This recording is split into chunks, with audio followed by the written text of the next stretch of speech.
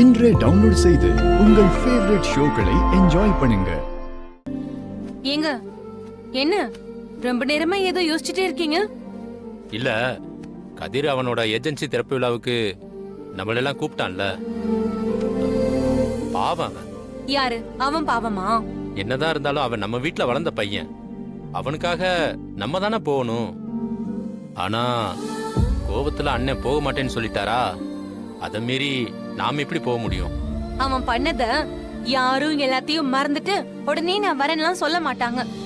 இல்ல பார்வதி, கதிரிக்கு ஏதோ நல்லது நடக்குது, நம்மளும் போய் வாழ்த்தலாம்னு நினைச்சேன். ஏன் போக வேண்டியதானே? உங்களை யார் இப்ப தடுத்து நிறுத்தினா? அட போங்க, போயிட்டு வாங்க.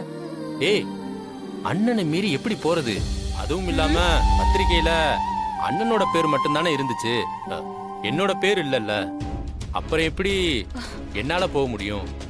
அப்பா, இவ்ளோ நாளா நான் இதுதான் சொல்லிட்டு இருக்கேன். உங்களுக்கு இப்ப புரியுதா? என்னது?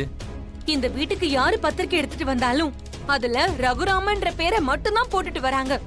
யாராவது ஒருத்தராவது சிவராமன் உங்க பேரை போட்டு எடுத்துட்டு வராங்களா?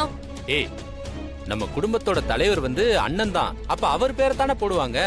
அதெல்லாம் இல்லைங்க. இது ரகுராமன்றவருடைய வீடு. இதுல சிவராமனுக்கு எந்த சம்பந்தமும் கிடையாது. ஏய் பார்வதி, நான் ஏதோ யதார்த்தமா சொன்னேன், உடனே நீ இத புடிச்சிட்டு ஆரம்பிக்காத. ஏன் நீ இப்படி எல்லாத்தையும் பிரிச்சு பிரிச்சு பாக்குற? ஆமாங்க, எல்லாத்தையும் பிரிச்சு பாக்குறதா என்னோட வேலை. ஆனா உங்க வேலை என்ன தெரியுமா? நிலத்து கெட்டத பிரிச்சு பார்க்க தெரியாம இந்த வீட்டுல ஒரு வேலைக்கார மாதிரி வாழ்ந்துட்டு இருக்கிறது. வேண்டாம் பார்வதி, தேவையில்லாம வார்த்தையை விட்டுக்கிட்டு இருக்காத. இப்ப நான் என்ன தப்பா பேசிட்டேன்? உங்க அண்ணன் உங்களை அப்படித்தானே வச்சிருக்காரு. ஏய், பல்ல கலட்டிடுவேன். என் அண்ணனை பத்தி என்னடி தெரியும் உனக்கு?